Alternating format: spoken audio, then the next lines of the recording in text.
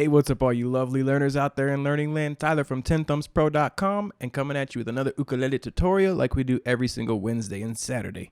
So if you like this kind of content, make sure you hit subscribe and ring the bell so you never miss a lesson. We're staying back in the 1920s, keeping it old-timey, this time with some ragtime picking. You can apply these ideas to your own songwriting, or you can take a modern classic and make it a ragtime piece. Printable tabs for this lesson and all our lessons by becoming a Patreon. You'll see a link up in the corner. Timestamps for this lesson pinned in the first comment, as well as a link to this exact PDF for this lesson. Check the description as well for other links, including my email if you want some one-on-one lessons via Zoom or Skype. Let's get ragtimey, folks. Go ahead and grab your ukulele. Brain and attention span. Once you have those three things, follow me on in and let's break this lesson down. Yeah.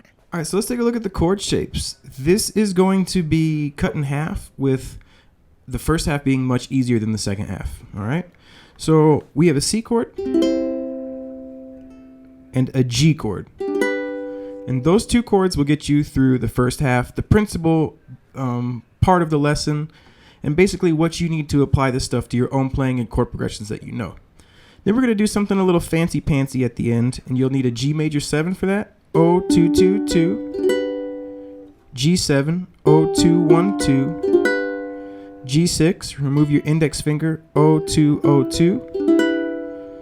We're also going to see a C major way up here, 07-8-7. Based on this G shape, that root note's your index finger, C note, just fill it in. It's got a G note in it too, that's why we can use the open G string. We're going to play this C major, which is 4-3-3. You can also get the open G in there if you want. C major 7, 0-0-0-2, but we're going to be actually playing this more as like an arpeggio. Up there, so just a little heads up. And then a D7, which we're also going to be playing a little more like an arpeggio in this area up here.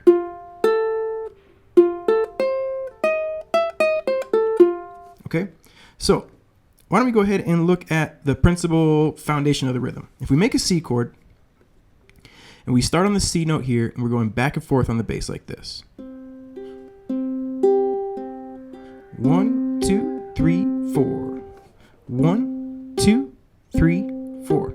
Now notice I slid my palm down here. I like to get the fleshy part of my hand on here because I do like a little palm mute to it. Just a little bit. How much you use is up to you. But you want to get comfortable with this motion. 1, 2, 3, 4. 1, 2, 3, 4. C string, G string, C string, G string. Down, up, above, below, abajo, arriba. Say, hey. Because that motion is really what makes up the C chord in this style of fingerpicking. Now we add some embellishments to it, but the foundation is that thumb movement. So again, that's something that you really want to practice. Like I said with the last lesson, you can sit there on the couch while you're watching a movie and just do this. I'm sure no one in your house will be driven bananas by you constantly doing this. But you really want that thumb to be independent, almost like it functions as its own hand. Okay? Once you feel confident with that, we're going to go ahead and we're going to add the C note. I've been fretting a C chord the whole time on the second beat. So we're going to play the open C string, and then the G with your thumb, and your index finger will play the A string, which is fretting the 3rd fret. 1, 2, 3, 4. 1, 2, 3, 4. 1, 2, 3, 4. 1, 2, 3, 4. Now what we're going to do is we're going to add something on the offbeat. Adding some stuff on the and can really give this style of play a lot of movement. So what we're going to do is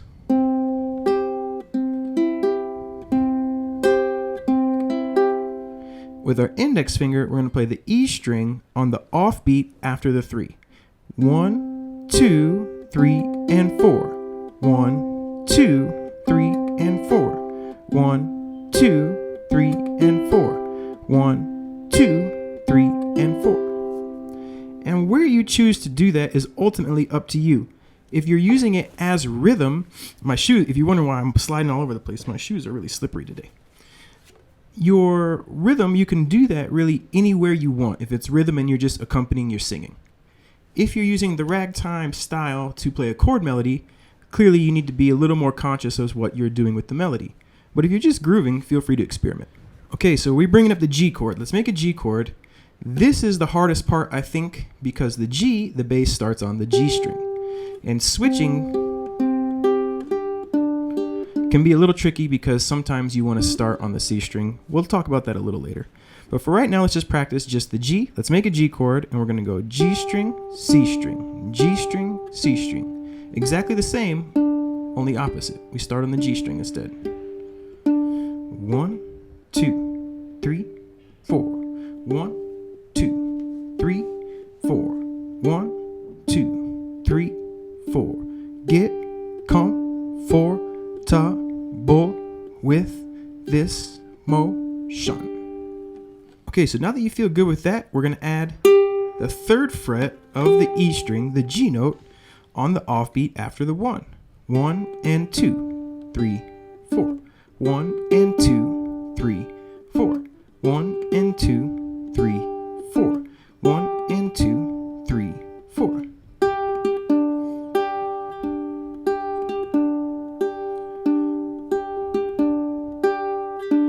Okay, then on this next piece, we're going to pinch on the 3rd beat, the G string and the E string. And then on the 4th beat, we're going to pinch the 2nd fret of the C and the 2nd fret of the A. These kind of double stops are playing 2 notes in this fashion is very common in this style. So that second measure would be 1 and 2, 3, 4. 1 and 2, 3, 4.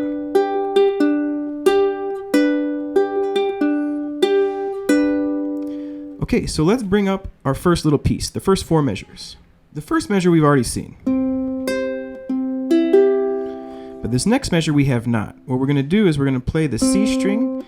We're going to play the 5th fret of the A string at the same time.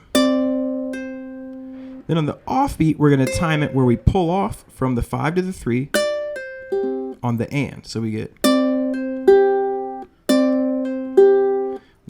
and 2, 1 and 2 and 3. Index on the E on the offbeat again, back to the C, 3 on the offbeat, back to the G on the 4th beat. So the second measure really slow. 1 and 2 and 3 and 4. 1 and 2 and 3 and 4. The 2 measures together, we get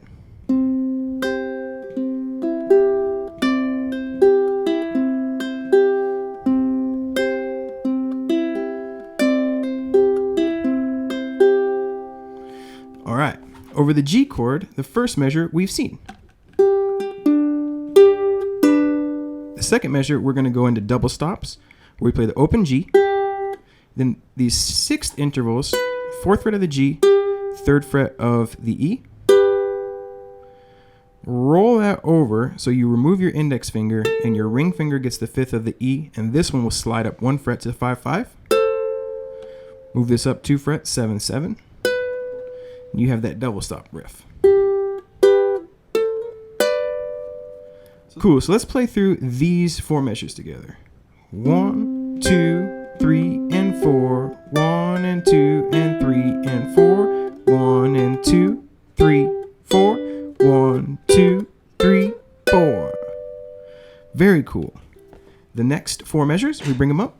Nothing new except for the end. How we're going to end this, we're going to strum on a C, a G, and a C. I'm talking about the 4th measure you see here. 1, 2, 3, 4. So these 4 measures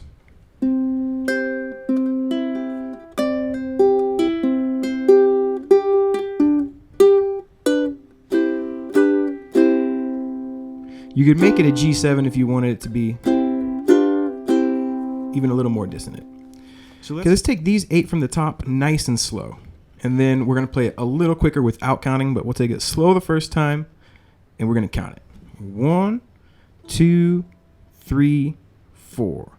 1, 2, 3, and 4, 1 and 2 and 3 and 4, 1 and 2, 3, 4, 1, 2, 3, 4, 1, 2, 3 and 4, 1 and 2 and 3 and 4, 1 and 2, 3, 4, 1, 2, 3, 4.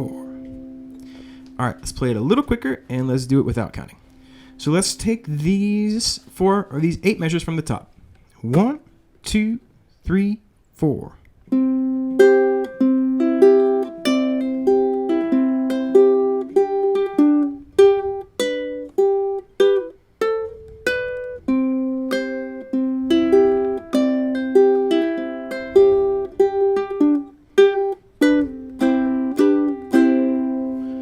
And there you have the basic ragtime piece. All right, folks, that's the foundation of this style. You can feel free to apply that stuff to your own playing, your own chord progressions, your songwriting. You can make popular songs sound old-timey by doing that. Really, the only limitation at this point is your creativity because you have the technical foundation. Why don't we go ahead and play an 8-bar that's a little more complicated, though. Let's bring up the first 4 measures, and we are going to play the first measure. It's G with a G major 7. And it helps to strum through these chords to get to know them even before you start finger picking. 1, 2, 3, 4, 1, 2, and 3, 4. So it's G, G major 7, G7, G6. In the first measure, we're going to start off, pluck the bass, 1, and then the 2 middle strings with our thumb and our index. 1, 2. Then I make the full G7 and I play 3 and 4. So we get 1, 2, 3, and 4. The next measure, I make the G7, go into eighths, 1 and 2. Remove the index finger for the and. That's why the G6 here comes in on the and not the 3. 1, 2, well, 1 and 2 and 3, 4. Quarter notes after that, 3, 4. So those 2 measures, 1, 2, 3, and 4, 1 and 2 and 3, 4, 1, 2. Bring that G way up here. Make it this lovely C chord. 7, 8, 7. Play the G on the 1 beat because our C note's here. So this is just an inversion. It's a C with a G in the bass. Play the bass note there, 1. Then you use these 2 fingers to play the the C string and the A string. Then the 8th fret with your index finger on the offbeat. 1, 2, and 3. 1, 2, and 3, 4.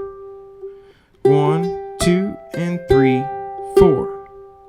1, 2, and 3, 4.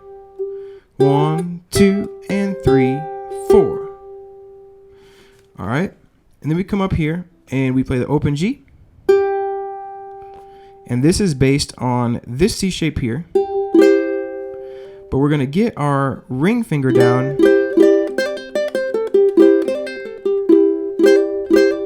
on the E string, which you can do in this particular shape. I did a tutorial talking about this chord and how Jimi Hendrix would approach it. I'll put a link up here if you want to check that out. That's what I'm just noodling around with here.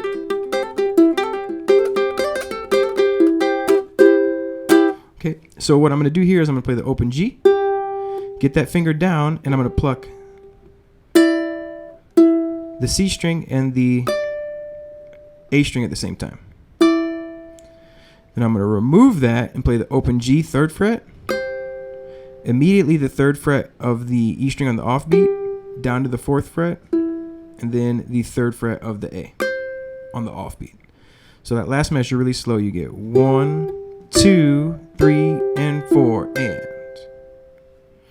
These 4 measures really slow together.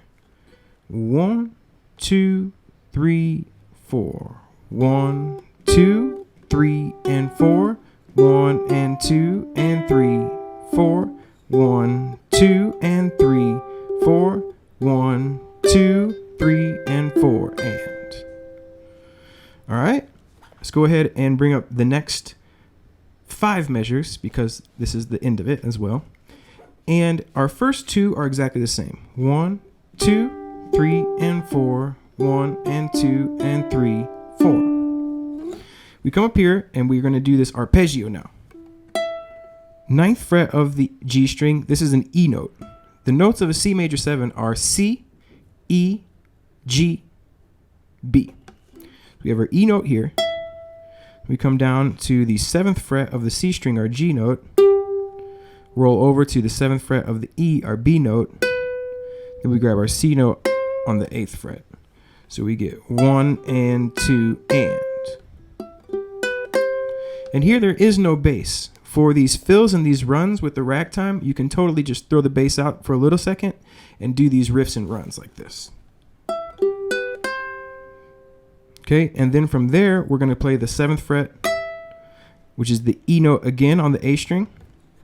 Open G, clearly the G note, and then 3, 2, C, B. So we get 1 and 2 and 3 and 4 and. Then we're going to go into a D dominant arpeggio. Go up here, 6th fret, F sharp. The notes in a D7 are D, F sharp, A, C. So we play the F sharp. We grab the A note here. And then we're going to go ahead and we're going to grab the C note. 6, 5, 8. Then we're going to grab the A note on the 7th fret. I'm sorry, the E note on the 7th fret of the A string. That makes our D7 a D9, which is still a dominant chord, but a nice, cool, funky one. All right, so that arpeggio, we get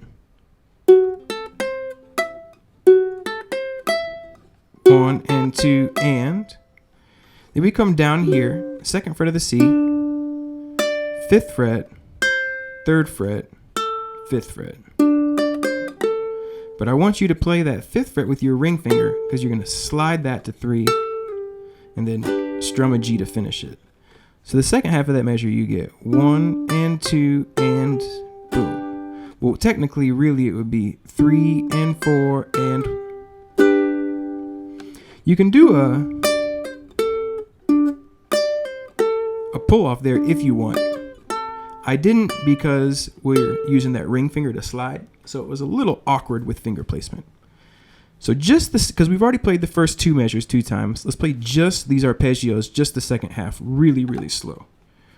1 and 2 and 3 and 4 and 1 and 2 and 3 and 4 and 1. All right, let's play these 9 measures together, nice and slow, counting out loud.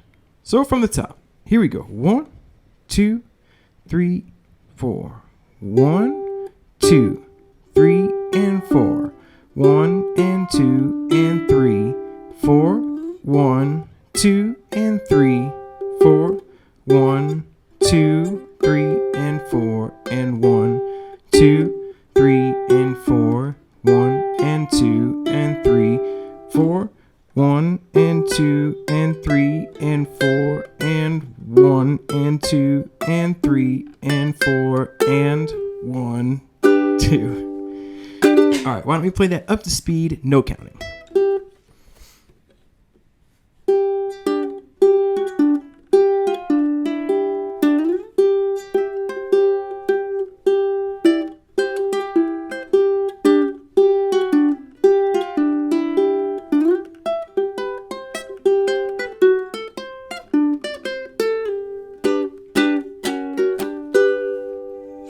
There you have it, folks. Ragtime picking, an introductory to it. That was the spicier one.